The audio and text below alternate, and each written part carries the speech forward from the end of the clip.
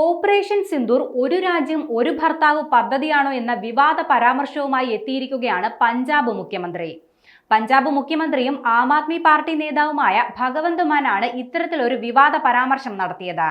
പാകിസ്ഥാനെതിരായ ഇന്ത്യയുടെ സൈനിക നടപടിയായ ഓപ്പറേഷൻ സിന്ദൂർ ഒരു രാജ്യം ഒരു ഭർത്താവ് പദ്ധതിയാണോ എന്ന് മുഖ്യമന്ത്രി ഭഗവന്ത് മാൻ നടത്തിയ പരാമർശമാണ് ഇപ്പോൾ വിവാദമായത്. BJP ഓപ്പറേഷൻ സിന്ദൂറിന്റെ പേരിൽ വോട്ട് തേടുകയാണെന്ന് ഭഗവന്ത് മാൻ ആരോപിച്ചു. സിന്ദൂരത്തെ അവർ തമാശയാക്കി മാറ്റി. BJP എല്ലാ വീടുകളിലേക്കും സിന്ദൂരം അയക്കുന്നു. പ്രധാനമന്ത്രിയുടെ പേരിലാണോ ഈ സിന്ദൂരം തൊടുന്നതെന്നും ഭഗവന്ത് മാൻ ചോദിച്ചു. അതേസമയം ഓപ്പറേഷൻ സിന്ദൂറിലെ നഷ്ടത്തെക്കുറിച്ച് ഈ ഘട്ടത്തിൽ സംസാരിക്കുന്നത് ശരിയല്ലെന്ന് സംയുക്ത സൈനിക മേധാവി ജനറൽ അനിൽ ചൗഹാൻ വ്യക്തമാക്കി.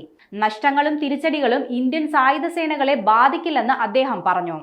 നഷ്ടങ്ങളല്ല, ഫലമാണ് പ്രധാനമെന്നും അനിൽ ചൗഹാൻ പറഞ്ഞു. എതിരാളികളുടെ എത്ര യുദ്ധവിമാനങ്ങൾ തകർത്തു എന്ന് ഉടനെ തന്നെ അറിയിക്കും.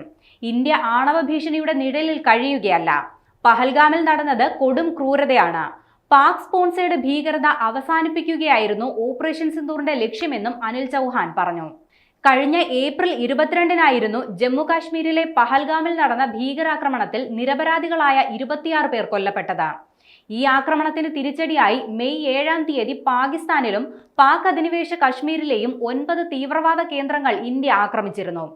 ഓപ്പറേഷൻ സിന്ദൂർ എന്നായിരുന്നു ഈ നടപടിക്ക് ഇന്ത്യ നൽകിയ പേര്.